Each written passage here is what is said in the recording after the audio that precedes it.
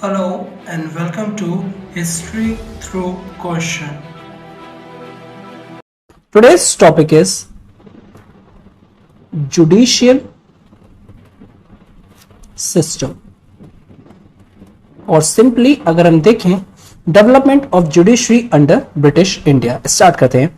तो सबसे first and the foremost thing अगर हम देखेंगे कि जो जुडिशियल सिस्टम है प्री कॉलोनियल टाइम्स पे हम देखते हैं, प्री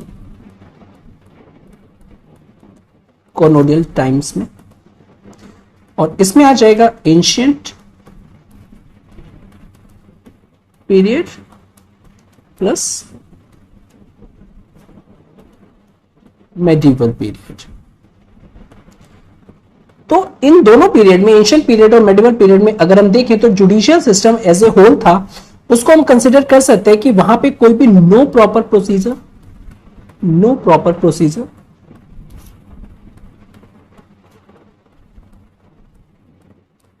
और सेकंड कोई भी नो प्रॉपर ऑर्गेनाइजेशन भी नहीं थी। ऑर्गेनाइजेशन सच एज आपका लॉ कोर्ट्स हो गया, ठीक है ना, और नो हायरार्की सिस्टम जो कि हमको मॉडर्न डे में देखने को मिलता है। नाउ अगर हम हायरार्की सिस्टम की बात करें तो हाई टू लो पे अगर हम देखें तो नो प्रॉपर डिस्ट्रीब्यूशन कोड्स थी, ठीक है ना, विद रिस्पेक्ट टू दी और simply in proportion to the area. तो एज सच कुछ भी स्ट्रक्चर हमको देखने को नहीं मिलता है बोथ एंशियंट पीरियड में और मेडिवल पीरियड में। नाउ अगर हम देखें जुडिशियल मैटर्स जो थे वो कम्युनिटी वाइज देखें तो जुडिशियल मैटर्स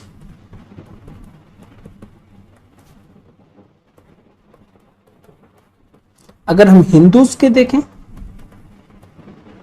तो इनको कौन डिसाइड करता था? It was decided by the caste elders,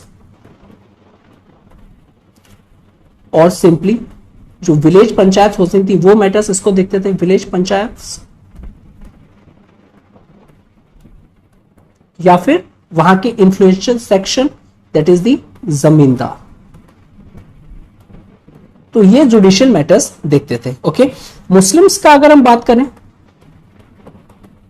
तो मुस्लिम में काजी, अब ये जो काजी है that is the religious person, basically ये लोकेटेड होते थे प्रोविंशियल कैपिटल्स में, टाउन्स और कस्बास में। कस्बास मींस आ जाएगा लार्ज विलेजेस में, ठीक है। नाउ एट द टाइम अगर हम उस टाइम पे पॉलिटिकल सिस्टम देखें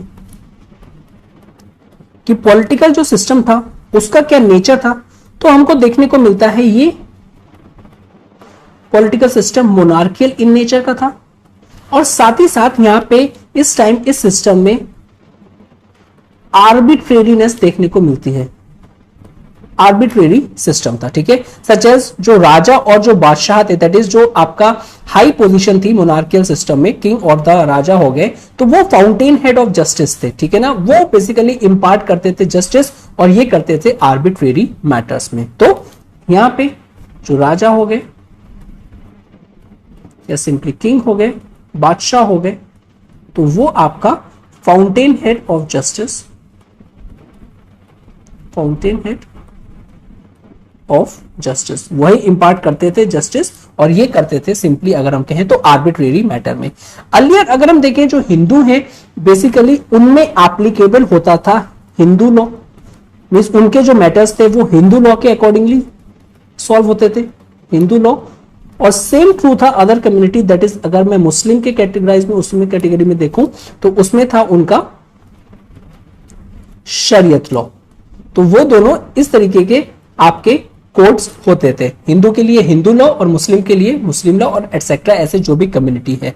नो उस टाइम पे क्लियरली विजिबल था कि कोई भी आपका नो कॉमन लॉ सिस्टम नहीं था, तो कोई भी एक कॉमन लॉ सिस्टम नहीं था जो सबके लिए एप्लीकेबल हो। तो there is no such no common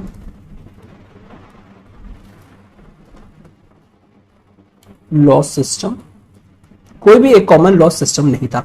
अगर फर्स्ट हम कॉमन लॉ सिस्टम की बात करें तो बेसिकली जो कि बेस्ड होगा रिकॉर्डेड जुडिशियल प्रेसिडेंट्स में, वो एस्टैब्लिश हुआ था मेजर कोर्ट दैट इज जो मद्रास और बॉम्बे था एंड कैलकाटा, वो किया गया था आपका बाय ईस्ट इंडिया कंपनी, और वो हुआ था in the year 1726।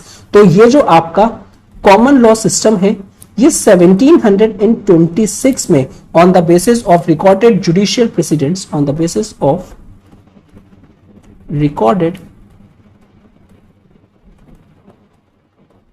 Judicial presidents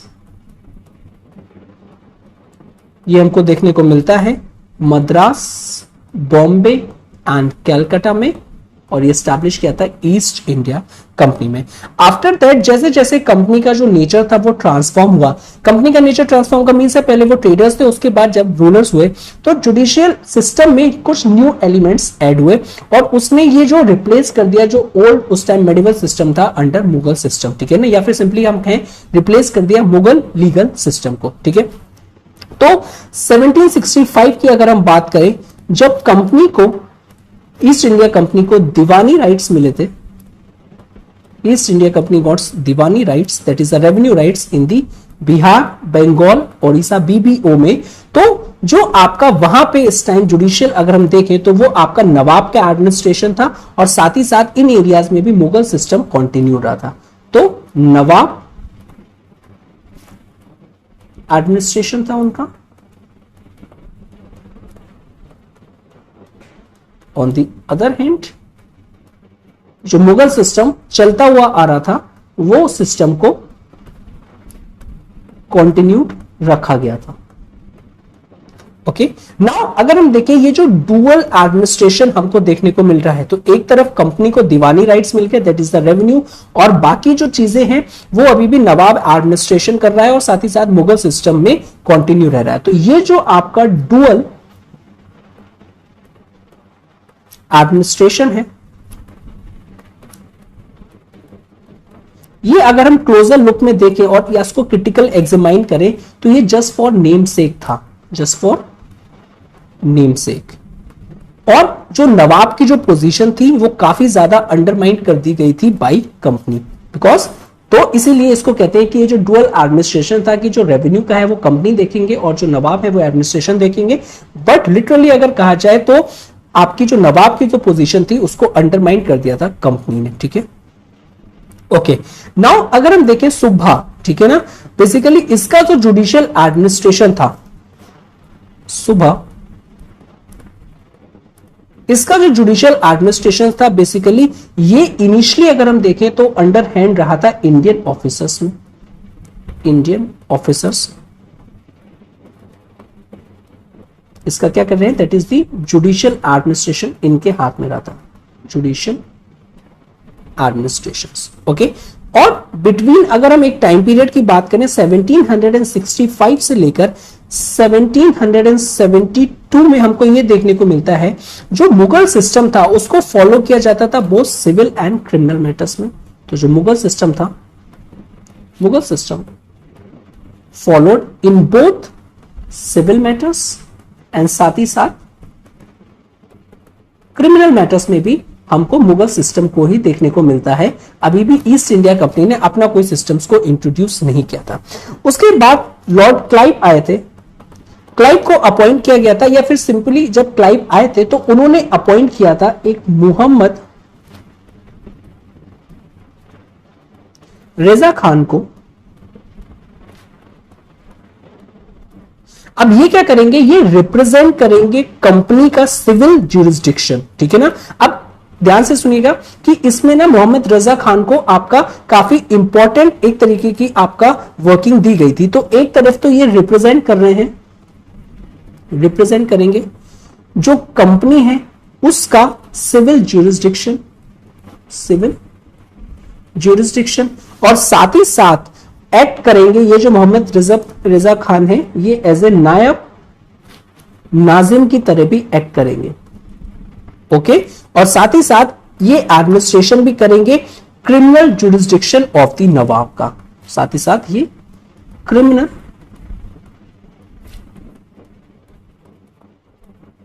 jurisdiction भी करेंगे नवाब का। तो एक तरफ तो कंपनी ने इनको सिविल ज्यूरिसडिक्शन दे दी थी, साथ ही साथ ये नायब नाजिम भी थे और ये क्रिमिनल ज्यूरिसडिक्शन भी करेंगे नवाब के लिए। ना ये जो इंडिजीनियस सिस्टम था बेसिकली ये डिपेंडेंट था सम सॉर्ट ऑफ कॉलोनाइजर्स पे, जिन्होंने कॉलोनी को बनाया था इंडिया को, बिकॉज उनको अंडरस्टैंडिंग और उनके इंटरप्रिटेशन पे ये सिस्टम काफी ज्यादा रिलाई करता था। तो ये जो इंडिजीनियस सिस्टम था,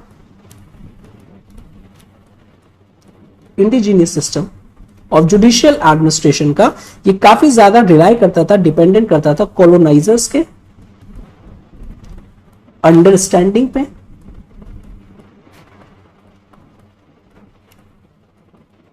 एंड इंटरप्रिटेशंस पे, कि वो कैसे इंटरप्रेट कर रहे हैं कोई भी अगर कोई केस आया, ठीक है। तो इस पे वो काफी ज्यादा डिपेंडेंट रहता था। तो जो मुगल सिस्टम था बेसिकली अगर हम उसको देखें इन नटशेल, तो वो सेंट्रली ऑर्गेनाइज नहीं था, साथ ही साथ वो डिपेंडेंट था अपॉन लोकल फौजदार्स और उनके एग्जीक्यूटिव डिस्क्रिएशन पे। तो मुगल सिस्टम की जो इंडिजिनियस सिस्टम था मुगल सिस्टम, तो वो first and the foremost thing not centrally organise नहीं था। नाउ सेंट्रली ऑर्गेनाइज्ड ना होने के साथ साथ बेसिकली वो काफी ज्यादा डिपेंडेंट था अपॉन उनके जो लोकल ऑफिशियल्स थे, दैट इज द लोकल फौजदार। और अर्लियर लेक्चर में हमने फौजदार का रोल देखा था, एंड साथ ही साथ इनके एग्जीक्यूटिव डिस्क्रिएशन, ये काफी ज्यादा इन पे डिपेंड करता था। तो जो मुगल सिस्टम था, जो ईस्ट इंडिया कंपनी ने उसको कंटिन्यू रखा था, तो उसमें ये इनहेरेंटली प्रॉब्लम्स थी, दैट इज सेंट्रली ऑर्गेनाइज्ड नहीं था, ठीक है ना। अब ये जो डिस्क्रिएशन की हमने बात करी है, ये जो डिस्क्रिएशन होता था ये सम सॉर्ट ऑफ बेसिकली होता था ऑन द बेसिस ऑफ शरीयत और इस्लामिक लॉ, ठीक है ना, कि वो ये शरीयत लॉ और इस्लामिक लॉ को यूज करते थे फॉर लेजिटिमाइजेशन के लिए, ठीक है ना। बेसिकली इसकी जो शरीयत की जो एप्लीकेशंस थी वो डिपेंड करती थी आपका कि सब पे ये एक साथ एप्लीकेबल नहीं था, ठीक है ना। तो सबसे पहले डिस्क्रिएशन था किस पे? डिस्क्रिएशन था ऑन द बेसिस ऑफ इनके जो लोकल लॉ थे, दैट इज द शरीयत लॉ या फिर आपका इस्लामिक लॉ फॉर लेजिटिमाइजेशन। और ये जो शरीयत है इसके एप्लीकेशन जो थी ये भी एक तरीके की यूनिफॉर्म नहीं थी, ये जो एप्लीकेशंस थी ये डिपेंड करती थी वेरियस थिंग पे, सच एज आपका फर्स्ट की सीरियसनेस ऑफ द केस, ठीक है ना, जो आपका सीरियसनेस ऑफ द केस कि अगर हम देखें कि जो केस है वो कितना सीरियस है, सीरियसनेस ऑफ केस। सेकेंड था आपका इंटरप्रिटेशन, इंटरप्रिटेशन। अब ये जो इंटरप्रिटेशन का जो मैटर आया, ये इंटरप्रिटेशन कौन करेगा? बेसिकली उस टाइम पे मुफ्तीज करेंगे एंड जो काजी हैं वो करेंगे, ठीक है ना।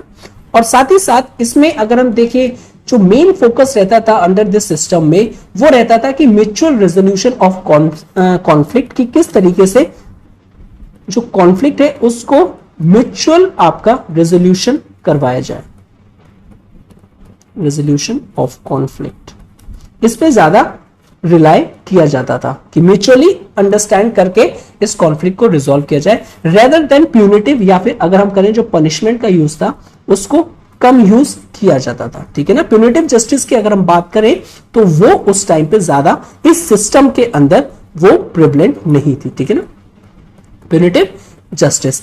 एक्सेप्ट जो आपके एक्सट्रीम केसेस होते थे सच एज आपका रेबेलियंस के केस हो गए, या फिर बेसिकली ये भी अगर हमने देखने को मिलता है सिस्टम में कि जो पर्सन का जो इंडिविजुअल स्टेटस है, जो पर्सन का जो स्टेटस है वो भी इसमें काफी ज्यादा मैटर रखता था। यानी अगर हम कहें कि सारे के सारे लोग एक रूल कोई है उसके इक्वल एप्लीकेबल नहीं है, तो rule of law some sort of basically आपका वहां पे उस टाइम पे मिसिंग था, ठीक है।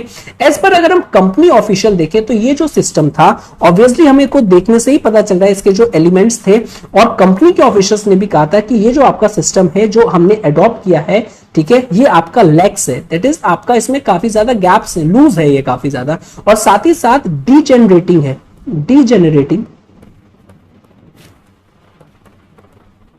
इसका जो कैरेक्टर है वो डीजेनरेटिंग है इसके कैरेक्टर में, बिकॉज अगर हम देखें जमींदार देखें और जो रेवेन्यू फार्मर्स देखें वो कहीं ना कहीं असर्व करते थे जुडिशियल अथॉरिटी को, ओके, तो इसलिए इसका डीजेनरेटिंग कैरेक्टर भी है। नाउ ये जो जमींदार और जो रेवेन्यू फार्मर्स हैं जो कि असर्व कर रहे हैं जुडिशियल अथॉरिटी को, यही पीपल्स बेसिकली देखें अगर ये कंसर्न थे बेसिकली ज्यादातर अपने मॉनेटरी गेन्स के लिए rather than imparting the justice, ठीक है।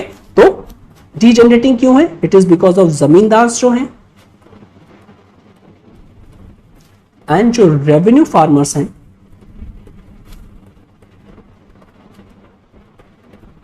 ये क्या कर रहे हैं, ये असर्ट कर रहे हैं जुडिशियल अथॉरिटी को, अंडरमाइन कर रहे हैं जुडिशियल अथॉरिटी को। और ये जो पीपल हैं ये किसके लिए कंसर्न है, बेसिकली इनको जस्टिस से कोई लेना देना नहीं है, सिर्फ अपने मॉनेटरी गेम्स के लिए देख रहे हैं, ठीक है ना। तो बेसिकली इसलिए हमको ये देखने को मिलता है कि इस टाइम का जो जुडिशियल सिस्टम था उसमें काफी ज्यादा करप्शंस भी हमको देखने को मिलता है, ठीक है।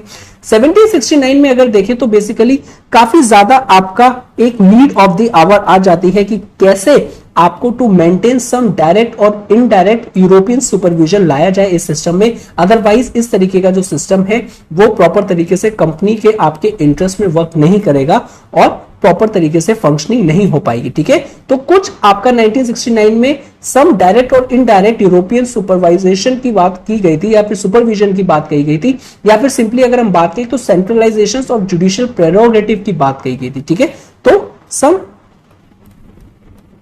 European supervision was required,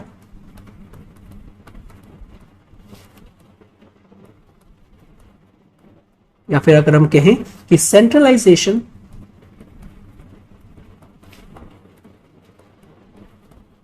of judicial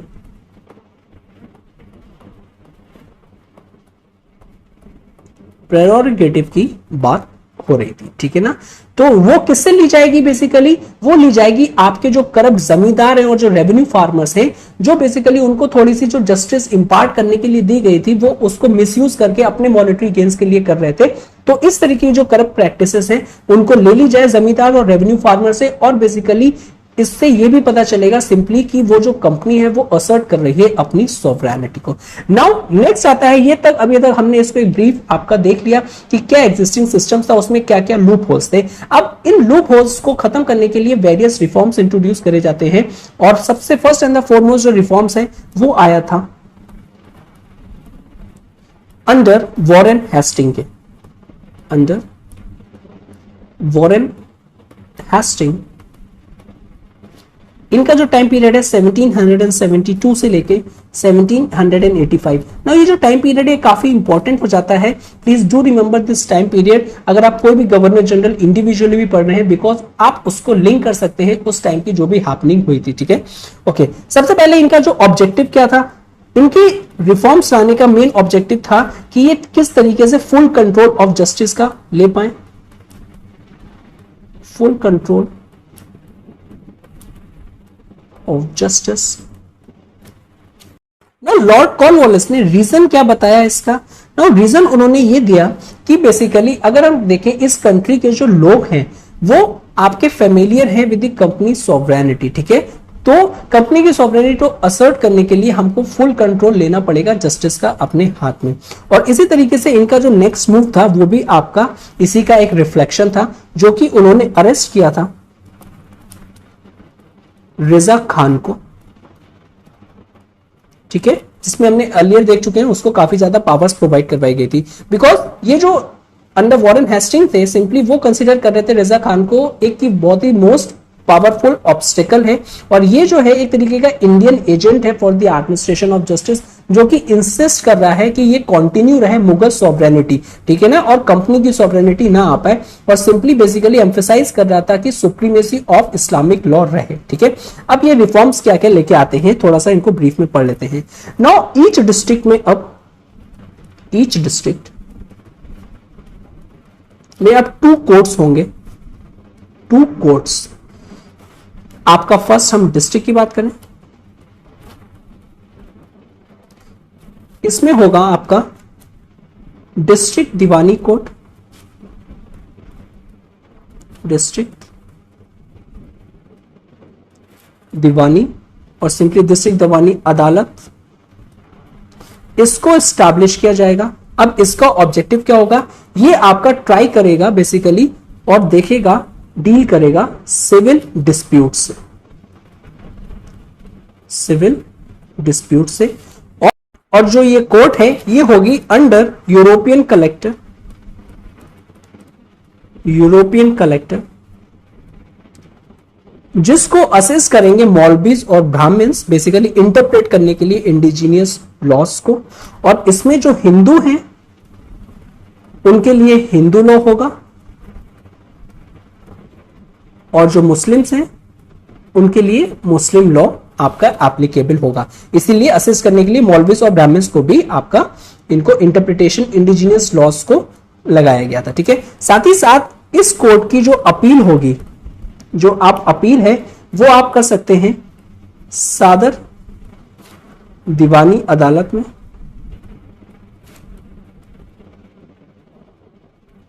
ठीक है, और ये होगी अंडर कंट्रोल ऑफ प्रेसिडेंट, ये प्रेसिडेंट के कंट्रोल में होगी, plus 2 members of supreme council, 2 members of supreme council. तो ये स्ट्रक्चर था आपका डिस्ट्रिक्ट दीवानी अदालत का। नेक्स्ट जो है अदालत दैट इज द डिस्ट्रिक्ट फौजदारी अदालत, फौजदारी अदालत। नाउ ये देखेंगी क्रिमिनल डिस्प्यूट्स, और ये होंगी अंडर इंडियन ऑफिसर, जिसको असिस्ट करेंगे वेरियस काजी एंड मुफ्ती, ठीक है, इंटरप्रिटेशन में ही। ऑल्सो ये अंडर सुपरविजन में होंगी कलेक्टर के, तो अंडर कलेक्टर सुपरविजन इन पर भी मेंटेन रहेगी, ठीक है। और इसमें अगर हम देखें तो मुस्लिम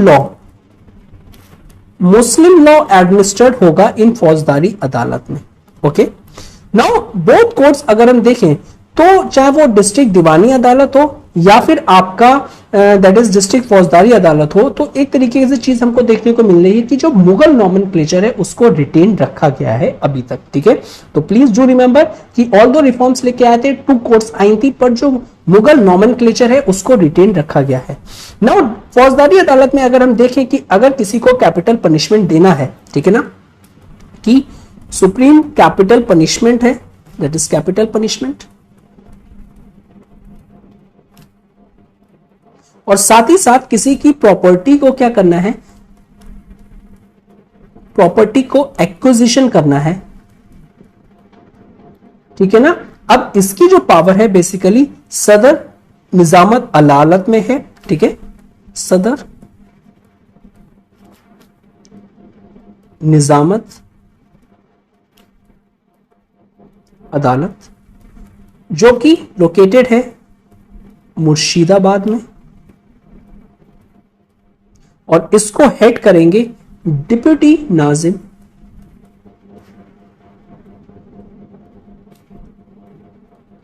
ठीक है, इसको हेड करेंगे बेसिकली डिप्यूटी निजाम या फिर आपका नाजिम, ठीक है। और बेसिकली अगर कहा जाए तो एक इंडियन मुस्लिम, अगर सिंपली हम इसको आपका कह सकते हैं, और इसको असिस्ट करेंगे चीफ काजी और चीफ मुफ्ती, ठीक है। तो ये काफी आपका ग्रेव एरिया है, तो इसमें आपका जो कंट्रोल करेगा वो भी आपका क्या होगा, डिप्यूटी निजाम होगा, ठीक है, सिंपली एक इंडियन मुस्लिम्स, और उसको असिस्ट करेंगे चीफ काजी और चीफ मुफ्ती। तो ये स्ट्रक्चर था, ठीक है। अर्लियर 2 कोर्ट्स, चाहे वो आपकी डिस्ट्रिक्ट कोर्ट्स हो या फिर फौजदारी कोर्ट्स हैं, उसमें दोनों में ही मुगल नॉमेनक्लेचर आपका रिटेन रखा गया। नेक्स्ट डेवलपमेंट हमको देखने को मिलती है with respect to regulating act, regulating act, although उसको हम डिटेल में डिस्कस कर चुके हैं, 1773। नाउ यहां पे ये सुप्रीम कोर्ट एस्टैब्लिश होती है, ठीक है ना, और ये होती है कैलकाटा में सुप्रीम कोर्ट एस्टैब्लिश होती है। नाउ इस सुप्रीम कोर्ट को बेसिकली अलाउ किया जाता है कि सर आप ना ट्राई करेंगे सारे के सारे British subjects with in Calcutta, ठीक है ना। तो इनकी जो पावर थी, ट्राई ऑल ब्रिटिश सब्जेक्ट्स, ठीक है, with in Calcutta, with in Calcutta, और जो इनमें सबॉर्डिनेट जो फैक्ट्रीज हैं, जो सबॉर्डिनेट फैक्ट्रीज हैं उनके भी फैक्ट्रीज, ओके, चाहे वो आपकी इंडियंस हो या फिर आपकी यूरोपियंस हो। तो ये सुप्रीम कोर्ट को पावर वेस्ट करी गई थी, और साथ ही साथ सुप्रीम कोर्ट को ओरिजिनल अब यहां पे काफी इंपॉर्टेंट टर्मिनोलॉजीज यूज करी गई हैं, original and appellate. Appellate jurisdiction provide करवाई गई है। अगर मैं इसको इक्वेट करूं आज के टाइम पे सुप्रीम कोर्ट का, तो सुप्रीम कोर्ट जो आज की हमारी है एग्जिस्टिंग, उसके पास भी ओरिजिनल और अपीलेट जुरिस्डिक्शन है। नाउ ये जो पावर्स इनको ग्रांट करी गई थी सुप्रीम कोर्ट को, बेसिकली ये क्लैश कर रही थी उस टाइम के कोर्ट से, ठीक है ना, with clashed with the courts, जो उस टाइम पे जो एग्जिस्टिंग कोर्ट्स थे। अभी हमने जो उसका स्ट्रक्चर देखा था, और बेसिकली कॉन्फ्लिक्ट कर रही थी सुप्रीम काउंसिल से, ठीक है ना, and conflict with the supreme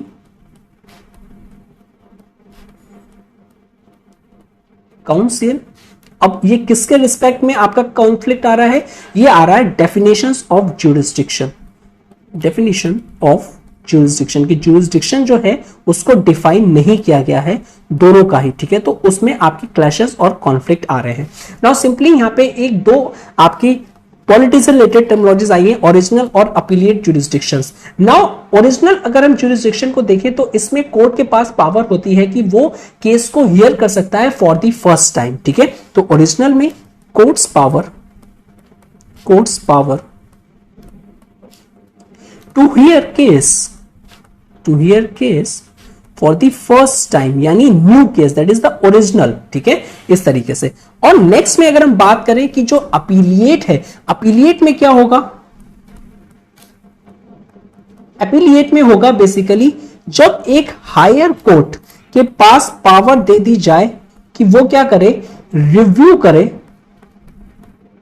lower court के डिसीजन को, लोअर कोर्ट के डिसीजन को। तो ये आती है आपकी अपीलिएट पावर, ठीक है, कि लोअर कोर्ट को डिसीजन दे गई है, लेकिन अब उसको रिव्यू कौन कर रहा है? ये हाई कोर्ट। और ओरिजिनल में तो आपका कौन कर रहा है कि उसके पास पावर है कि for the first time supreme court case को हियर कर सकती है। तो it's a difference between original and appellate jurisdiction. I hope कि आपको समझ में आ गया होगा। आगे बढ़ते हैं अपने लेक्चर में। दैट इज हाउएवर, अगर अपार्ट फ्रॉम दिस अरेंजमेंट अगर हम देखें, जो लीगल फंक्शंस ऑफ जो नवाब की जो सॉवरेनिटी का था उसको मेंटेन रखा गया था। रीजन क्या था आपका कि अभी हमने देखा था जो मुगल नॉमेनक्लेचर था वो ऑल ऑफ अ सडन की अगर हम कहें अभी भी मेंटेन था, ठीक है। तो नवाब की सॉवरेनिटी को अभी तक कैसे आपका रिटेन थी, या फिर नवाबी सॉवरेनिटी जो थी, और जो आपका जो बात कर रहे थे जो कंपनी की सॉवरेनिटी वो क्यों नहीं आ पाई थी? It is because all orders के लिए, ठीक है ना, जो जितने भी ऑर्डर्स थे उसको सेंड किया जाता था नवाब के पास, अब उनके सैंक्शन के लिए, दैट इज उनके फाइनल सैंक्शन के लिए। तो इस तरीके से अभी भी जो नवाब की जो सॉवरेनिटी थी वो आपकी मेंटेन थी, ठीक है। साथ ही साथ उसके बाद जो नेक्स्ट डेवलपमेंट है, दैट इज अगर हम हेस्टिंग की बात करें तो हेस्टिंग्स ने पर्सनली सुपरवाइज किया था क्रिमिनल जस्टिस सिस्टम, ठीक है, 1774 तक। और बेसिकली उसके बाद उनको रियलाइज हुआ कि इन्होंने जो रिफॉर्म्स को इंट्रोड्यूस किया है वो फेल्ड हो गए हैं और इंप्रूव नहीं कर पा रहे हैं लॉ एंड ऑर्डर की सिचुएशन को। तो हेस्टिंग्स के जो रिफॉर्म्स थे वो बेसिकली फेल्ड हो गए हैं, और जो लॉ एंड ऑर्डर की जो सिचुएशंस थी वो क्या है, वो इंप्रूव नहीं हुई है, इंप्रूव नहीं हुई है, ठीक है ना। साथ ही साथ उसके बाद इनको वेरियस आपका दैट इज ऑर्डर्स आ रहे थे कोर्ट ऑफ डायरेक्टर से, तो इन्होंने कोर्ट ऑफ डायरेक्टर्स के जो ऑर्डर्स थे उसको एक्सेप्ट किया, ठीक है ना। अब कोर्ट ऑफ ऑर्डर से इनके पास डायरेक्शंस आ क्या रहे थे? नाउ कोर्ट ऑफ जो डायरेक्टर्स हैं वो कह रहे थे कि आप बेसिकली हम आपको दैट इज रेकमेंड कर रहे हैं कि आप एक डिसीजन लीजिए कि जो आपने पहले रिजा खान था जो उनको हटा दिया था उनकी पोजीशन से, ठीक है ना, उनको अरेस्ट करवा दिया था, अब उनको दोबारा से आप रीअपॉइंटमेंट करिए। तो इनके पास कोई ऑप्शन नहीं था बिकॉज इनका जो रिफॉर्म सिस्टम था वो फेल हो चुका था। तो एज ए रिजल्ट इन्होंने डायरेक्टर्स की जो बात थी उसको एक्सेप्ट किया और बेसिकली डिसीजन लिया, या सिंपली अगर हम कहें तो रीअपॉइंट किया रिजा खान को एज अ हेड ऑफ निजामत अदालत, एज ए हेड ऑफ निजामत अदालत के हेड की तरह उनको फिर से अपॉइंट किया।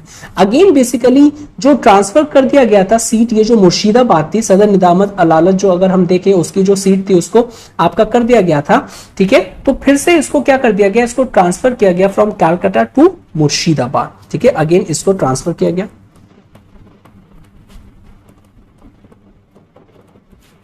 कैलकाटा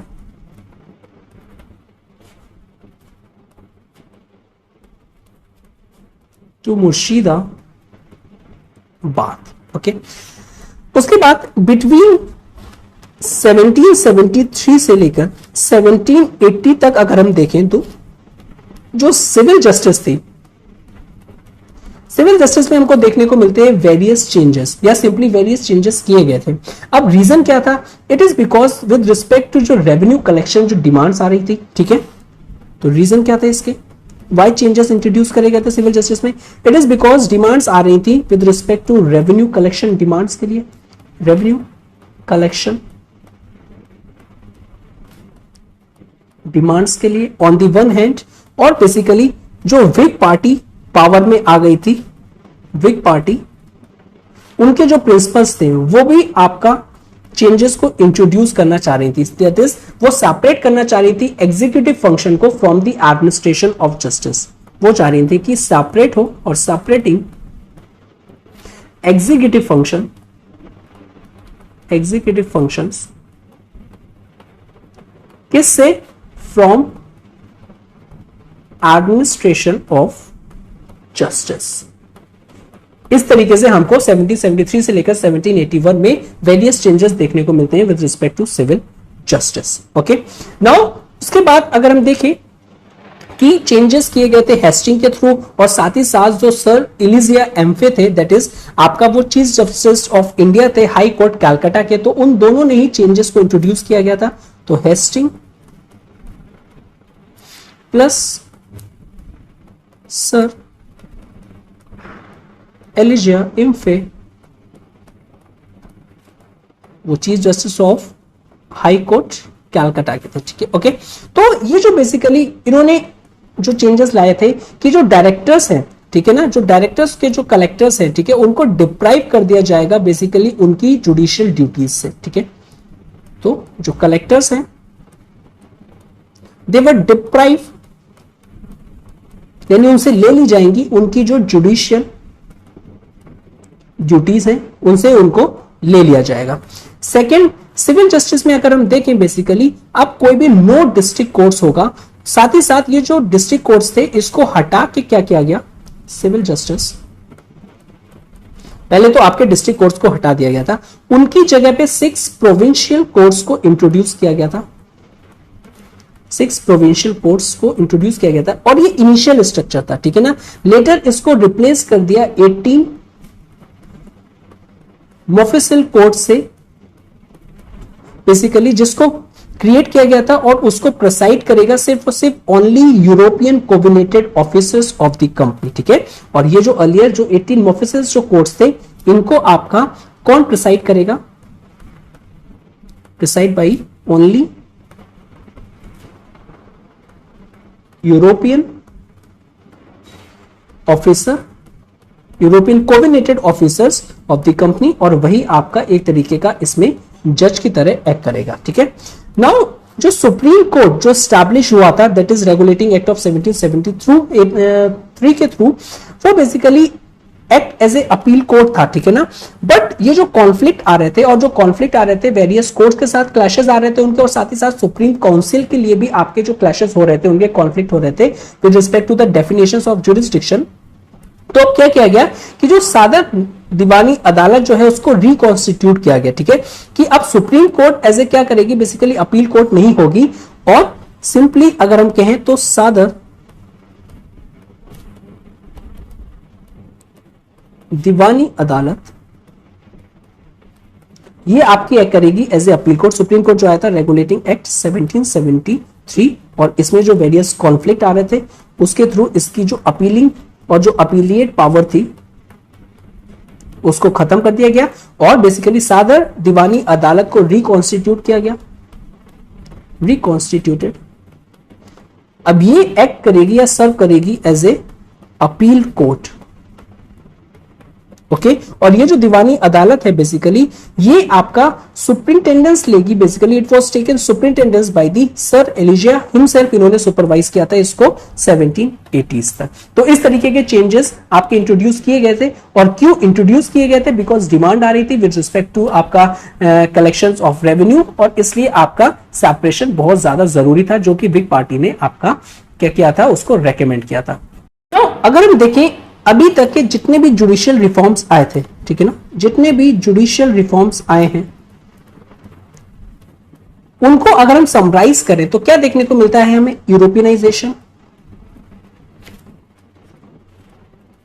यूरोपियनाइजेशन, उसके साथ साथ सिस्टमेटाइजेशन, यानी सिस्टमेटिक करने की कोशिश की जा रही है, सिस्टमेटाइजेशन करा जा रहा है, या फिर इंस्टीट्यूशनलाइजेशन किया जा रहा है।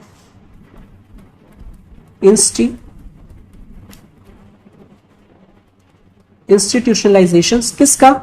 सिविल जस्टिस का, ठीक है, सिविल जस्टिस सिस्टम का। तो ये हमको क्लियरली विजिबल था, ठीक है। उसके बाद नेक्स्ट आता है आपका कोड ऑफ 1781।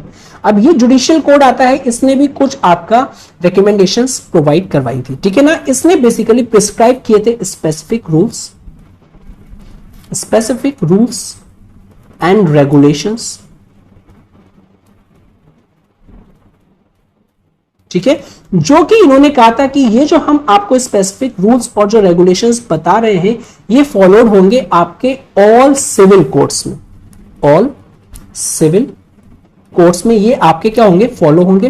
बेसिकली अगर हम देखें down to the lowest level तक आपके होंगे, और साथ ही साथ जितने भी आपके जुडिशियल जो ऑर्डर्स आते हैं, ठीक है ना, जितने भी जुडिशियल ऑर्डर्स आते हैं, अब उसको क्या करोगे आप? वो सिर्फ और सिर्फ आपके राइटिंग में होंगे, ओरल में नहीं होंगे, राइटिंग में होंगे, ठीक है ना।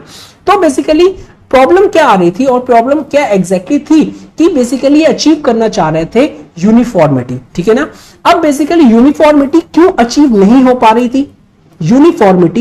Uniformity of laws, rules and regulation throughout the court में आपका सेम होंगे, और ये यूनिफॉर्मिटी काफी ज्यादा आपका जरूरी भी थी, बिकॉज अगर ये यूनिफॉर्मिटी नहीं रहेगी तो काफी ज्यादा आपका वेगनेस रहेगी आपके रूल्स एंड रेगुलेशंस में, ठीक है। नाउ यूनिफॉर्मिटी अचीव क्यों नहीं हो पा रही थी? उसका था बेसिकली जो इंटरप्रिटेशन था ऑफ इंडिजीनियस लॉज का, ठीक है ना।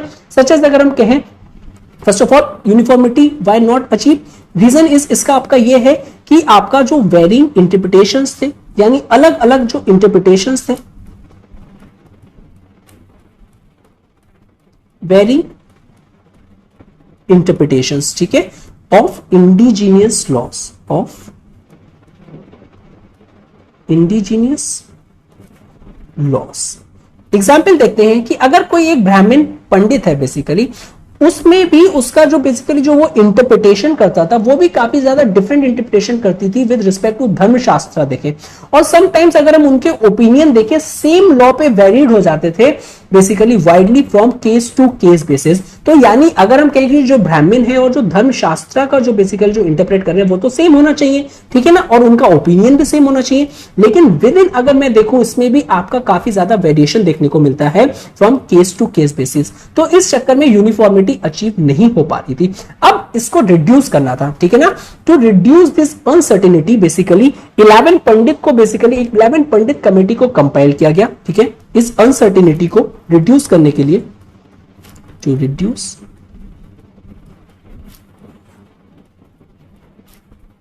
अनसर्टेनिटी, ये जो प्रॉब्लम्स आ रही है इंटरप्रिटेशन की, 11 पंडित को बुलाया गया, उनकी एक कमेटी फॉर्म करवाई गई, ठीक है ना, और बेसिकली कमेटी में कंपाइलेशन करवाई गई कि बेसिकली जो भी इंटरप्रिटेशंस हो सकते हैं, और ये करवाई थी हेस्टिंग ने, ठीक है ना। सिंपली अगर हम देखें तो वो कोडिफाई करवा रहे हैं आपके हिंदू लॉस को कि सर आप लोग ना जो भी आपका मोस्ट एक्सेप्टेबल इंटरप्रिटेशन है, ठीक है ना, किसी भी आपका केस में, तो उसको आप लिख दीजिए, सिंपली कोडिफाई हो जाएगा हिंदू लॉस।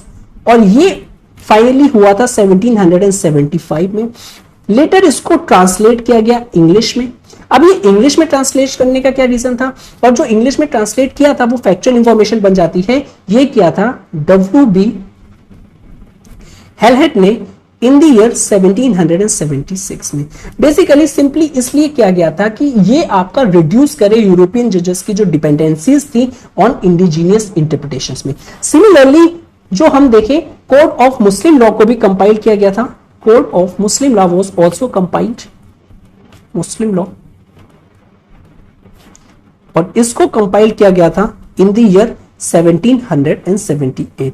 तो इस तरीके से अनसर्टेनिटीज जो थी उनको रिड्यूस करने के लिए स्टेप्स लिए गए थे, ठीक है ना।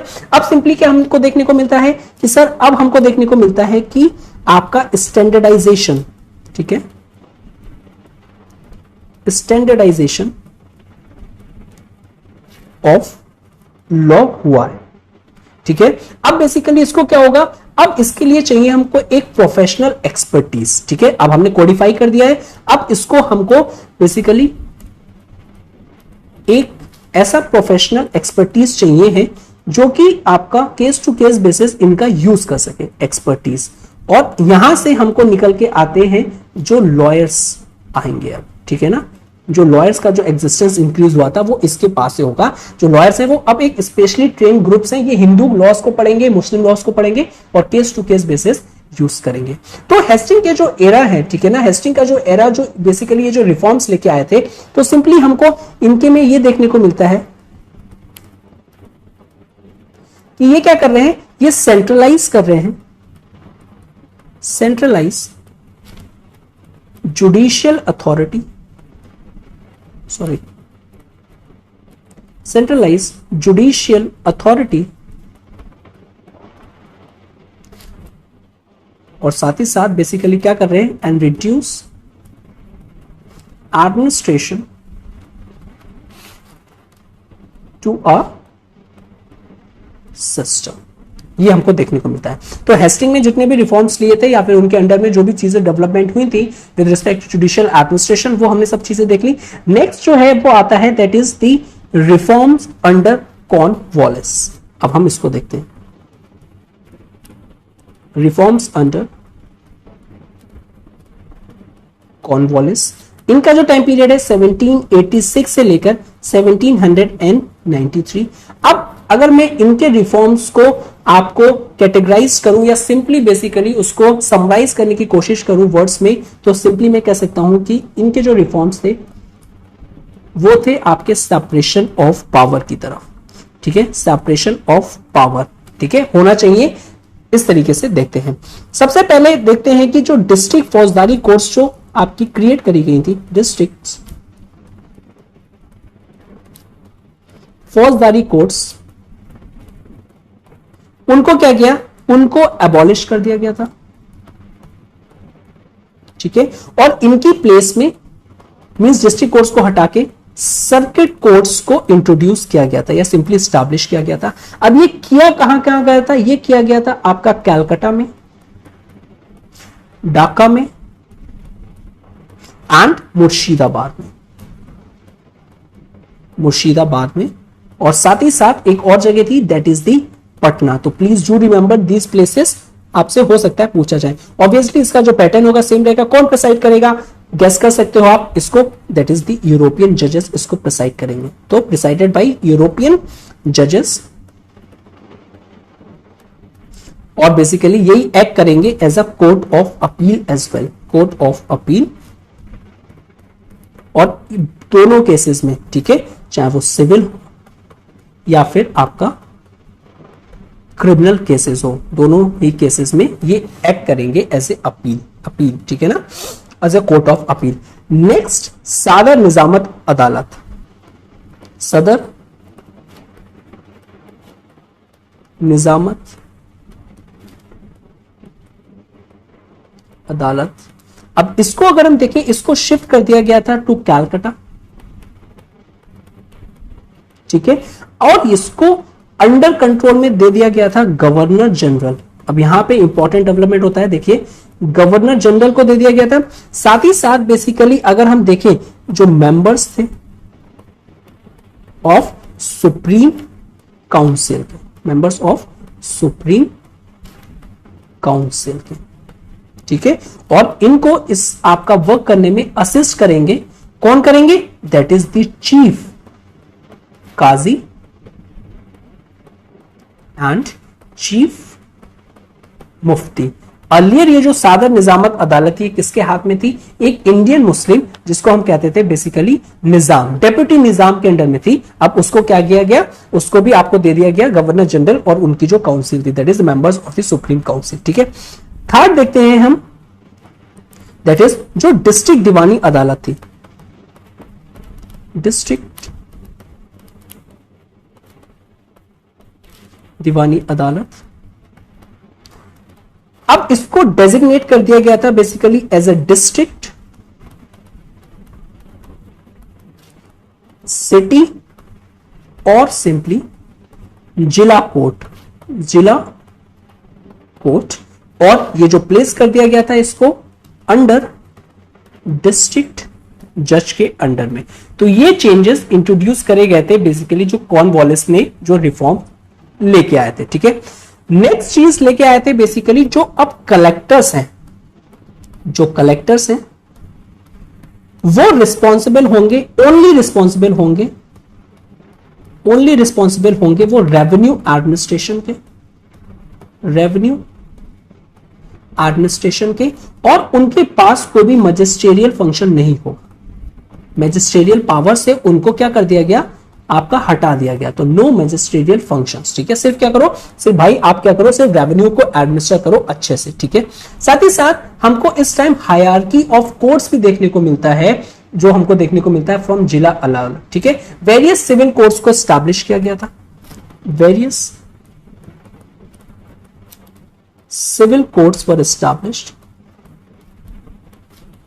उसको एस्टैब्लिश किया गया था। ठीक है, और ये दोनों के लिए किया गया था, हिंदू के लिए भी और मुस्लिम लॉ के रिस्पेक्ट में भी किया गया था। नेक्स्ट देखें, जो मुंशिफ कोर्ट थी हमने देखा था बेसिकली, मुंशिफ कोर्ट्स जो थी वो उसको अंडर कर दिया गया बेसिकली इंडियन ऑफिसर्स के, कि इंडियन ऑफिसर्स जो हैं वो उसको क्या करेंगे? एडमिनिस्टर करेंगे। नेक्स्ट देखें, जो रजिस्ट्रार्स थे, ठीक है ना, जो रजिस्ट्रार्स की जो कोर्ट्स थी अब वो अंडर आ जाएंगी यूरोपियन जजेस के। जो रजिस्ट्रार्स की जो कोर्ट थी, now they were under European जजेस, यूरोपियन जजेस। ओके, नेक्स्ट डिस्ट्रिक्ट जज जो थे आपके, या फिर डिस्ट्रिक्ट कोर्ट्स थी, वो आ जाएंगे डिस्ट्रिक्ट जजेस के अंडर में, डिस्ट्रिक्ट जजेस के अंडर में। 4 सर्किट कोर्ट्स को भी स्टैब्लिश किया गया था। ठीक है ना, 4 सर्किट कोर्ट्स वो हमने देख लिया कौन कौन से एरियाज में थे, और वो एज करेंगे as a provincial court of appeal. अब यहां पे इंपॉर्टेंट है, देखिए प्रोविंशियल कोर्ट ऑफ अपील की तरह एक्ट करेंगी, और यहां पे दोनों ही मैटर, बोथ आपका क्रिमिनल एंड सिविल मैटर्स में ये as an provincial court of appeal की तरह एक्ट करेंगी। उसके बाद सादर दीवानी अदालत हमने देखा, उसको कलकत्ता में दे दिया गया था, लेकिन साथ ही साथ सादर दीवानी अदालत कहां पे आ गई थी? कलकत्ता में। और क्या था उसको? उस पे भी सर अपीलिएट ज्यूरिसडिक्शन दी गई थी उसको, अपीलिएट ज्यूरिसडिक्शन। और अपीलिएट ज्यूरिसडिक्शन क्या होता है ऑलरेडी हम लोग डिटेल में डिस्कस कर चुके हैं अभी। ठीक है, लास्ट में अगर हम देखें, जो किंग्स इन काउंसिल थे बेसिकली उनको क्या दिया गया कि वो अब वहां पे अपील की जा सकती है 5000 पाउंड्स तक की, या फिर उससे ऊपर का अगर कोई भी आपका मैटर है, सिविल मैटर है, तो उसमें आप किंग इन काउंसिल पे अपील कर सकते हैं। ठीक है ना, और साथ ही साथ उसके बाद हमको यह भी देखने को मिलता है कि जो लॉर्ड कॉर्नवालिस थे उनका एक कोड आया था। ठीक है ना, अब ये कोड क्या था basically? Lord Cornwallis code,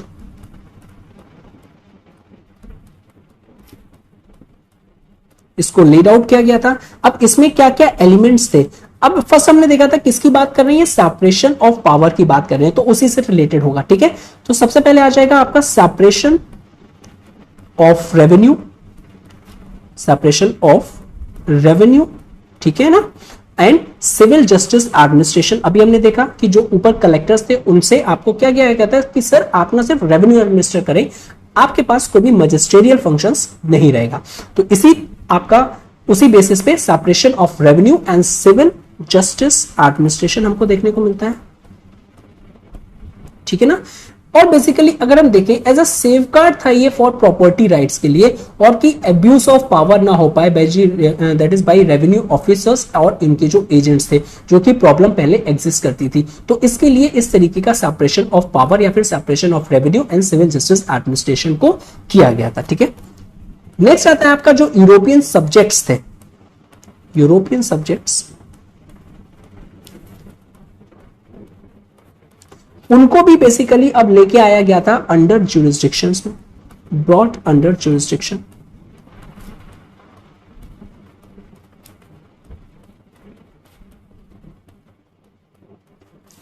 third important, जो गवर्नमेंट ऑफिशियल्स थे, जो गवर्नमेंट ऑफिशियल्स थे उनको क्या गया, उनको आंसरेबल बनाया गया। अब ये आंसरेबल होंगे कहां के सर, सिविल कोर्ट्स के, सिविल कोर्ट्स पे ये आंसरेबल होंगे।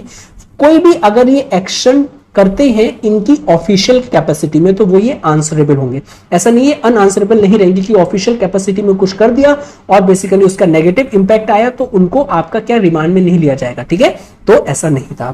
फोर्थ पॉइंट जो आता है दैट इज जो प्रिंसिपल ऑफ सॉवरेनिटी थी ना, उसको कहा गया कि that is principle of sovereignty of law was establish की गई।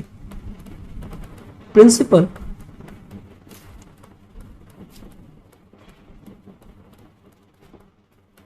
Of sovereignty of law was enacted या सिंपली आपको स्टैब्लिश की गई। नाउ एंटायर अगर हम जुडिशियल रिफॉर्म्स देखें जो कॉर्नवालिस के हैं तो सिंपली रिलाय करते हैं वन थिंग दैट इज, अगर हम देखें कि टोटल इन्होंने एक्सक्लूड किया था इंडियंस को फ्रॉम द होल सिस्टम। ठीक है, जो कॉर्नवालिस भाई साहब थे सिंपली क्या कर रहे हैं, ये देखने को हमको मिलता है कि टोटल एक्सक्लूजन ऑफ इंडियंस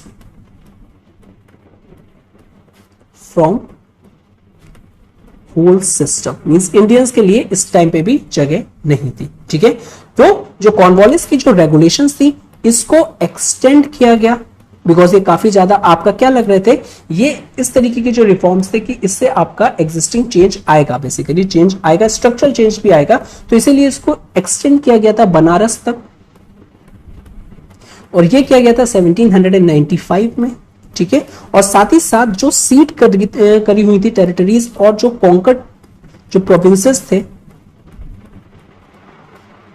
उनमें भी उसको एक्सटेंड किया गया था। जो कॉन्कर्ड प्रोविंसेस थे उनको 1805 में इसको आपका किया गया था, और जो सीडेड टेरिटरीज थी उनको 1803 में इसको एक्सटेंड किया गया था। ठीक है, उसके बाद एक चीज और हम देखें अगर हम बंगाल में देखें तो बंगाल में जो था वो परमानेंट सेटलमेंट था। ठीक है, वहां पे जो जमींदार थे वो आपका एक इंपॉर्टेंट पोजीशंस होल्ड करते थे। ठीक है, तो बंगाल में परमानेंट सेटलमेंट था जहां पे जो जमींदार थे वो एक इंपॉर्टेंट आपका क्या थे, एक तरीके का आपका सेक्शन माना जाता था। नाउ अगर हम रैयतवाड़ी एरियाज में देखें जहां पे जो कलेक्टर था वो एक्ट करता था as a settlement officer. Permanent settlement zamindar act करते थे, लेकिन रैयतवाड़ी एरियाज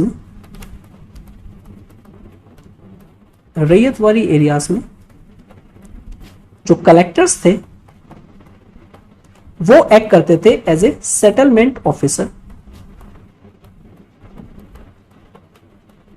और रेवेन्यू को एसेस करते थे। ठीक है ना, वहां पे कोई पावरफुल क्लास नहीं थी सच एज जो जमींदार हमको बंगाल में देखने को मिलते हैं। ठीक है, यहां पे अगर हम देखें बेसिकली जो सेपरेशन ऑफ रेवेन्यू कलेक्शन था और जो मैजिस्ट्रेरियन जुडिशियल जो पावर्स थी उसने काफी ज्यादा प्रॉब्लम्स क्रिएट करी, बिकॉज वहां पे जमींदार नहीं थे।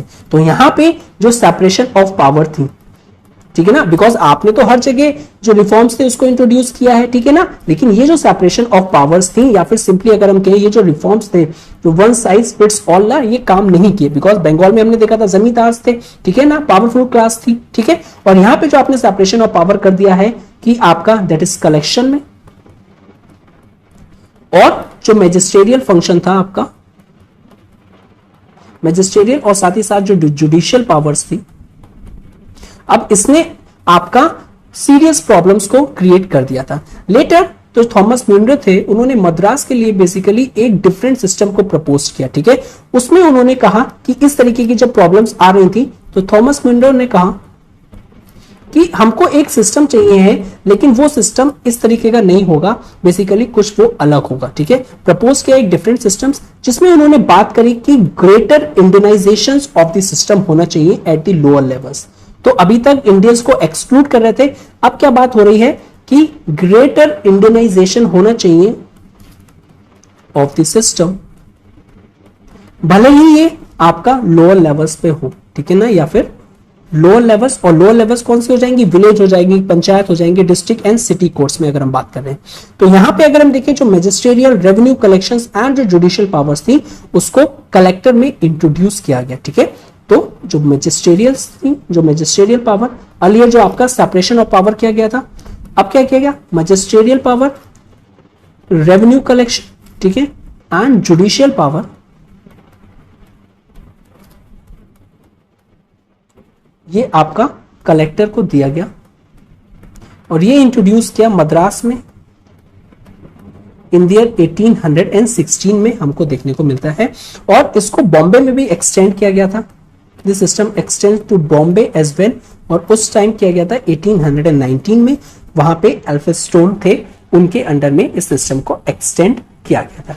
तो हमने देखा कि कैसे सेपरेशन ऑफ पावर की बात कर रहे हैं, लेकिन कहां है जो रीजन टू रीजन वाइज अगर हम देखें तो वहां पे जो चैलेंजेस थे वो अलग अलग चैलेंजेस आते जा रहे थे। तो कोई भी एक सिस्टम वर्क नहीं कर रहा था, उसमें इंट्रोडक्शन या फिर मॉडिफिकेशंस की काफी ज्यादा रिक्वायरमेंट थी। नाउ इतना सब कुछ करने के बाद भी अगर हम देखें तो जो चीजें थी अभी तक प्रॉपर तरीके से रिजॉल्व नहीं हुई थी, स्टिल कुछ अनरिजॉल्व इश्यूज रह गए थे कायम जुडिशियल एडमिनिस्ट्रेशन में। ठीक है ना, तो अनरिजॉल्व इश्यूज, और ये अनरिजॉल्व इश्यूज किसमें हैं, ये हैं आपके जुडिशियल एडमिनिस्ट्रेशन।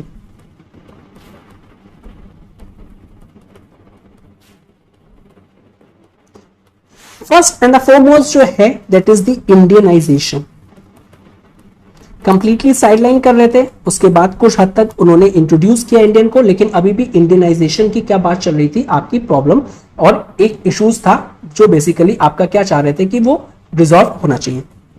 सेकंड था codification of loss. Sir Codify कर दो लॉस को, इसकी भी काफी ज्यादा प्रॉब्लम्स आ रही थी। अब ये दोनों के दोनों ही काफी इंपॉर्टेंट थे, यूनिफॉर्म ज्यूरिसडिक्शन को अचीव करने थे, और साथ ही साथ अगर हम देखें जो सिविल अथॉरिटी थी उसके लिए भी, ठीक है ना, whole of the British India में। तो ये काफी इश्यूज जो थे काफी ज्यादा आपके प्रोमिनेंट थे।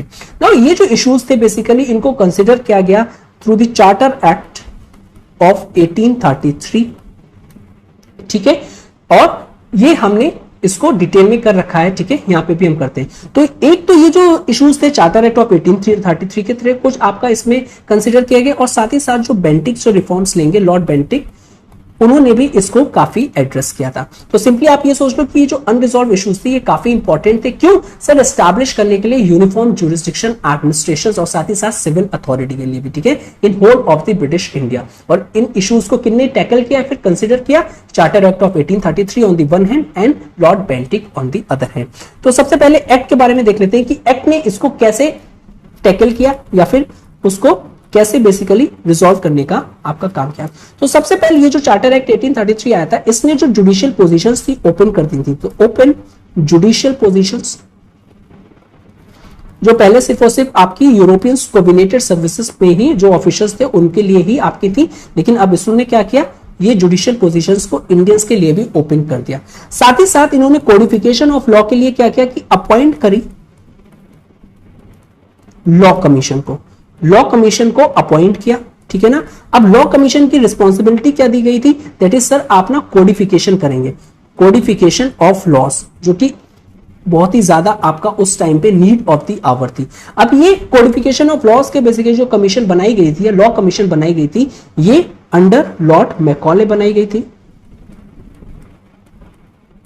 ओके, और बेसिकली इस टाइम के जो कलेक्टर्स थे, ठीक है ना, जो पहले सेपरेशन ऑफ पावर दी गई थी लेकिन वो वर्क नहीं कर रही थी, जैसे हमने ऑलरेडी देख लिया है। ठीक है, it is because of lack of powerful class in different areas.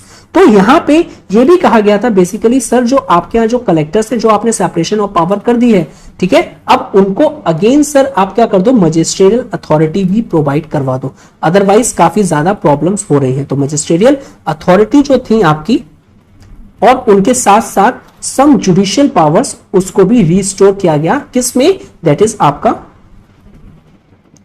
Collector में, ठीक है। नाउ ये जो कमीशन अपॉइंट करवाई गई थी, लॉ कमीशन, इसने अपने टास्क को कंप्लीट किया 1837 में, ठीक है, लेकिन ये इंप्लीमेंट नहीं हो पाई थी तुरंत, ठीक है। ये जो कमीशन थी, इसके जो रिकमेंडेशन थी या कोडिफिकेशन ऑफ जो लॉज इन्होंने कंप्लीट कर लिया था 1837 तक, बट ये इंप्लीमेंट नहीं हो पाया था बिकॉज काफी जो उस टाइम की सिचुएशंस थी वो क्या थी, वो आपकी फ्रूटफुल नहीं थी, या सिंपली अगर मैं कहें वो कन्वीनियंट नहीं थी उस टाइम पे। तो 1857 तक का वेट करना पड़ता है इनके जो फुल इंप्लीमेंटेशन के लिए जो कोडिफिकेशन ऑफ लॉज हुआ था, ठीक है। तो 1857 के बाद हम देखते हैं कि वो फुल इंप्लीमेंट हुआ। तो उसके बाद आया सबसे पहले आपका देखते हैं कि कोड ऑफ सिविल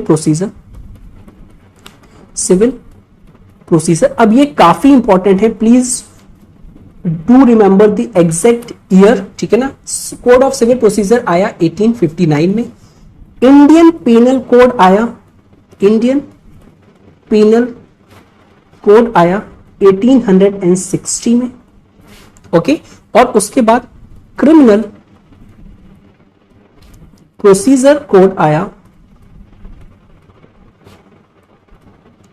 1862 में। नाउ व्हाई मैंने अभी आपसे कहा था कि इनके एग्जैक्ट ईयर्स, एक तो from our exam point of view, historical point of view, और साथ ही साथ political point of view, because ये स्टिल एग्जिस्ट करते हैं हमारे पॉलिटिकल या फिर जुडिशियल सिस्टम में, ओके, ठीक है। अगर हम जो लॉज देखें तो ये हमको क्या प्रोवाइड करवा रहे हैं, some sort of universal principle of jurisprudence, ठीक है। अब ये आपका सेम अप्लाई होंगे ऑल ओवर आपका whole of the British India. तो ये हमको प्रोवाइड करवा रहे हैं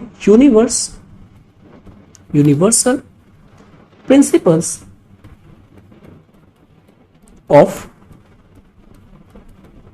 ज्यूरिस्प्रूडेंस, ठीक है। अब ये अगर हम देखें तो बेसिकली इसमें भी एक लूप होल था। सर अभी तक तो बहुत अच्छा लग रहा था, अभी तो इतना टाइम के बाद तो एक कमीशन बनी थी जिसने ये कोडिफाई किया था, ठीक है। अब इसमें क्या प्रॉब्लम्स हो गई, तो ये जो आपके जो यूनिवर्सल प्रिंसिपल्स थे सर, इसको ना अप्लाई किया गया था सिंपली, या फिर ये मोर एप्रोप्रिएट टू से ये एप्लीकेबल थे सिर्फ और सिर्फ ब्रिटिश इंडिया में। Sir what does this mean British India में, ठीक है। Why I am saying British India में, इट इज बिकॉज उस टाइम पे ना प्रिंसली राजा रजवाड़े वाले स्टेट्स भी तो थे, तो जो प्रिंसली स्टेट्स थे वहां पे ये आपका क्या था कि वहां की जो जुडिशियल एडमिनिस्ट्रेशन थी उसमें टू चीजें थी, ठीक है। एक तो आपका ब्रिटिश इंडियन लॉज थे, और प्लस जो उनके पर्सनल डिक्रीज थे ऑफ द प्रिंसेस के, बिकॉज जो प्रिंसेस थे वो क्या एक्ट करते थे अपने आप को एक हाईएस्ट अपीलेट अथॉरिटी, ठीक है ना। और लेकिन इसमें भी आपका एक्सेप्शन है, जो ब्रिटिश सब्जेक्ट्स होते थे, ठीक है, जो पॉलिटिकल एजेंट्स होते थे जो स्टेशन करते थे उनके कोर्ट्स में छोड़ के, ठीक है, तो वहां पे ये प्रॉब्लम थी। इस तरीके से ये पूरा एप्लीकेबल नहीं हो पाया आपका ब्रिटिश इंडिया में along with the princely states में, ठीक है। तो प्रिंसली स्टेट्स में दो चीजें थी, टू रिमेंबर कौन कौन सी थी, आपके ब्रिटिश इंडियन लॉज भी थे और साथ ही साथ जो उनके पर्सनल डिक्रीज थे, ठीक है। ओके, नेक्स्ट आता है आपका रिफॉर्म्स अंडर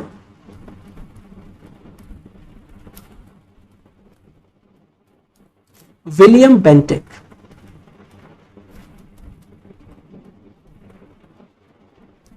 इनका जो टाइम पीरियड है 1828 से लेकर 1833। ओके, इनको देखते हैं।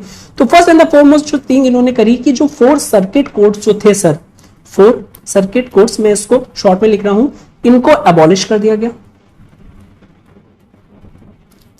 अब सर अबॉलिश कर दिया, इनके फंक्शंस का क्या होगा, ये जो परफॉर्म करते थे, तो जो फंक्शंस थे उनको ट्रांसफर कर दिया गया कलेक्टर्स को, कि डियर कलेक्टर्स हमने ना सर्किट कोर्ट को अबॉलिश कर दिया है और ये ट्रांसफर, ये जो फंक्शन है इसको भी हम आपको ट्रांसफर कर दे रहे हैं, ठीक है ना, अंडर, लेकिन आप रहोगे कमिश्नर्स के सुपरविजन में, ठीक है ना, अंडर, अगर हम देखें commissioners supervision of revenue on the one hand and circuit commissioners on the other hand, ठीक है। नेक्स्ट जो सदर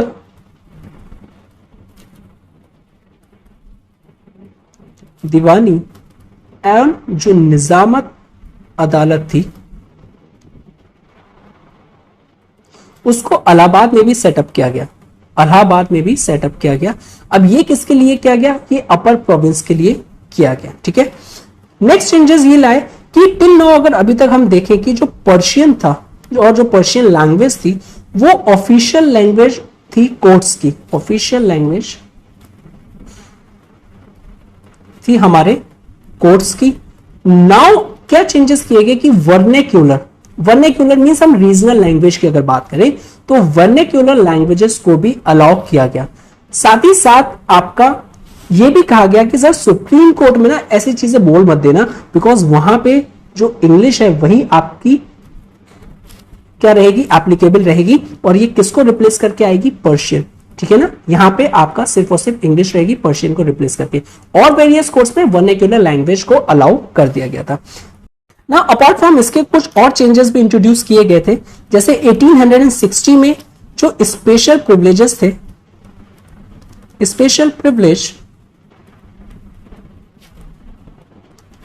ऑफ यूरोपियन सब्जेक्ट, उनको क्या किया गया था सर, उनको ना रिमूव कर दिया गया था, कोई स्पेशल प्रिविलेज नहीं मिलेगा, but except in criminal cases में उसको मेंटेन रखा गया था, क्रिमिनल केसेस में। और साथ ही साथ ये कहा गया था कि नो इंडियन ओरिजिन जज, नो इंडियन ओरिजिन जज को ट्राई देम, वो ट्राई नहीं कर सकते। 1865 में अगर हम देखें जो सुप्रीम कोर्ट थे एंड जो सादर अदालत थी उसको मर्ज कर दिया गया, इसको सर मर्ज कर दिया गया, यस, इनटू 3 हाई कोर्ट्स में। और ये जो हाई कोर्ट्स थी 3, इनको एस्टैब्लिश किया गया Calcutta, Madras and yes you are right that is Bengal में। ओके, तो इस तरीके से आपका सुप्रीम कोर्ट और सादर अदालत को मर्ज करके 3 हाई कोर्ट्स में एस्टैब्लिश कर दिया गया था। फिर आता है इंपॉर्टेंट एक्ट हमारा 1935 का, GOVI act, government of India act 1935। अब ये जो एक्ट था बेसिकली इसने क्या किया था, इसने कहा था कि सर हम ना आपके लिए एक फेडरल कोड बनाएंगे, ठीक है, फेडरल कोड बनाएंगे, और ये फाइनली सेटअप हुआ था कोर्ट 1937 में। और ये आपका डिस्प्यूट्स को सेटल करेगा, कौन से disputes sir, between the government on the one hand, ठीक है ना, आपका बिटवीन गवर्नमेंट्स जो है उनके बीच में ये डिस्प्यूट्स को सेटल करेगा। साथ ही साथ ये एंटरटेन करेगा लिमिटेड हाई कोर्ट्स की जो अपील्स थी उनको भी ये एड्रेस करेगा। तो सारे के सारे चेंजेस जो 1935 तक इंट्रोड्यूस किए गए थे जुडिशियल एडमिनिस्ट्रेशन में, उसको हमने डिटेल में डिस्कशन कर दिया है। अब जरा एक चीज और इंपॉर्टेंट कर लेते हैं, इवैल्यूएशन। इवैल्यूएशन कर लेते हैं कि क्या क्या पॉजिटिव डायमेंशंस रहते और क्या क्या इसके नेगेटिव डायमेंशंस रहते। तो सबसे पहले हम नेगेटिव चीजों को देख लेते हैं, या फिर नेगेटिव आपके जो इसमें दैट इज एस्पेक्ट्स था उसको हम कंसीडर कर लेते हैं। तो सबसे पहले अगर हम देखें जो जुडिशियल सिस्टम था, ठीक है ना, जुडिशियल सिस्टम तो जा और जुडिशियल एडमिनिस्ट्रेशन तो जा, मोर एप्रोप्रिएट टू से, उसको चेंज किया गया। और ये जो चेंज था ये काफी कंसिडरेबली चेंज किया गया था मुगल सिस्टम और मुगल रूल से अगर हम कंपेयर करें, ठीक है ना, ठीक है। और सिंपली अगर हम कहें नाउ जो जुडिशियल सिस्टम था ये काफी ज्यादा कॉम्प्लिकेटेड हो गया है, ठीक है। तो ये जो जुडिशियल सिस्टम था ये काफी ज्यादा क्या हो गया है, कॉम्प्लिकेटेड हो गया है।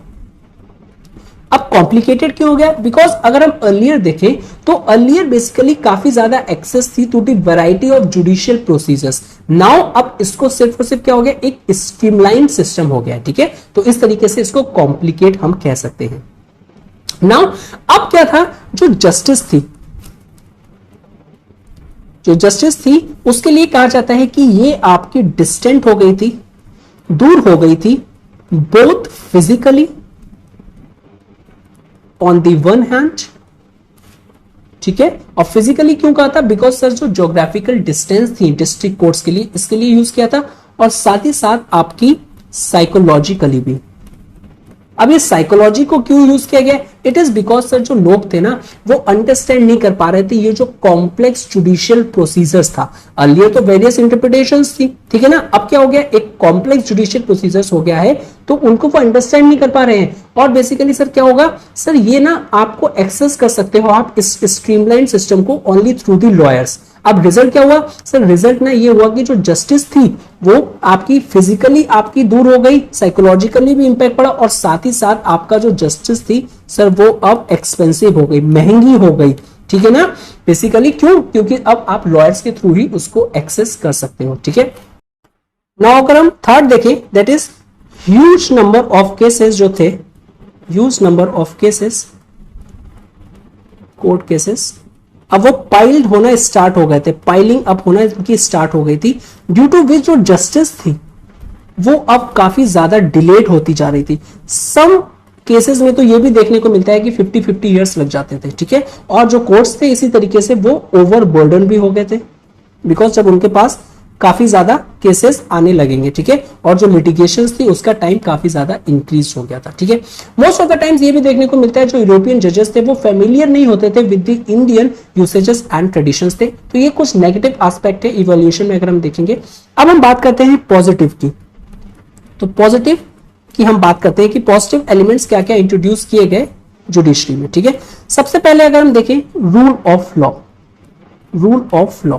अब ये जो रूल ऑफ लॉ जो था इसको एस्टैब्लिश किया गया, इसने क्या अपहेल्ड किया सर? इसने ना लोगों को फ्री कर दिया, इंडिविजुअल्स को, कि अब आपका जो स्टेटस है ना आपको उससे नहीं कहा जाएगा, सिंपल रूल ऑफ लॉ का फॉलो होगा, ठीक है। लेकिन साथ ही साथ हमको इसमें एक्सेप्शन भी देखने को मिलता है, बिकॉज जो पुलिस और जो आर्मी थी, पुलिस एंड जो आर्मी थी वो आपका इससे अनअफेक्टेड रही थी इस रूल ऑफ लॉ के प्रोसीजर से। साथ ही साथ अगर हम कॉलोनियल सिस्टम का जो जुडिशियल डिस्क्रिशन जो देखें हम, ठीक है, वो अभी भी मेंटेन रहा था, और वो बेसिकली बेस्ड था कि कल्चरल पर्टिकुलरिज्म और साथ ही साथ जो सिविलाइजेशन जो इंफीरियोरिटी थी ना, कि आपका इंडियंस और यूरोपियंस आपका सुपीरियर रेस के with respect to the indigenous people, तो ये अभी भी आपकी चली आ रही थी। तो रूल ऑफ लॉ अगर मैं कहूं तो उस टाइम पे एक फ्लॉड कॉन्सेप्ट था, simply just for name sake था, but in applicability it was nowhere visible.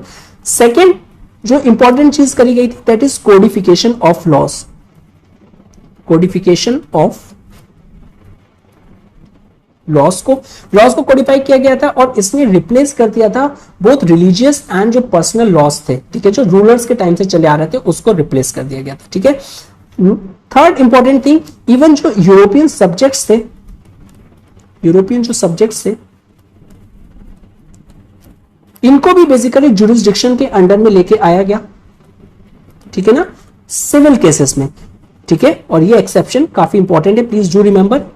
यहां पे बोल देंगे कि आपका सिविल और क्रिमिनल केसेस में लेके आया गया जुरिस्डिक्शन में, पर ये नहीं था, सिविल केसेस में लेके आए गए थे। क्रिमिनल केसेस में अभी तक क्या था, बेसिकली ये सिर्फ और सिर्फ आपके यूरोपियन जजेस ही इनको ट्राई कर सकते हैं, ठीक है। तो यहां पे भी अगर हम देखें जो कॉन्सेप्ट था इक्वालिटी बिफोर का लॉ जो था वो एप्लीकेबल नहीं था यूरोपियंस के लिए, तो आपका कॉन्सेप्ट ऑफ इक्वालिटी बिफोर जो लॉ था, इक्वालिटी बिफोर लॉ, वो यूरोपियंस के लिए क्या लग रहा था अभी भी हमको, इट्स नॉट एप्लीकेबल, ठीक है। फोर्थ अगर हम देखें इसका पॉजिटिव एस्पेक्ट दैट इज जो गवर्नमेंट सर्वेंट्स थे, ठीक है ना, जो गवर्नमेंट ऑफिशियल्स थे, अब उनको क्या गया सर, उनको ना आंसरेबल बना दिया गया था। आंसरेबल किसके सर? सिविल कोर्ट को आंसरेबल बना दिया था, और किसमें? इनका आपके अंदर अगर कोई भी बेसिकली ये अपना जो ऑफिशियल एक्ट करते हैं उसके अंडर में बेसिकली ये आंसरेबल होंगे, किसको? Civil courts. So with this we completed सारा का सारा जुडिशियल डेवलपमेंट हमने देख लिया, क्या तरीके का आपका बेसिकली अरेंजमेंट था, कौन कौन से चेंजेस इंट्रोड्यूस किए गए थे, तो हमने डिटेल से डिस्कशन कर लिया। इसको अगर आप देख लोगे तो आई डोंट थिंक बेसिकली आपको कुछ और चीज की देखने की रिक्वायरमेंट है, ठीक है। तो फैक्चुअल पॉइंट ऑफ व्यू से अगर चाहे हो आपका कंसेप्चुअल पॉइंट ऑफ व्यू से हमने होलिस्टिकली इसको कवर किया है।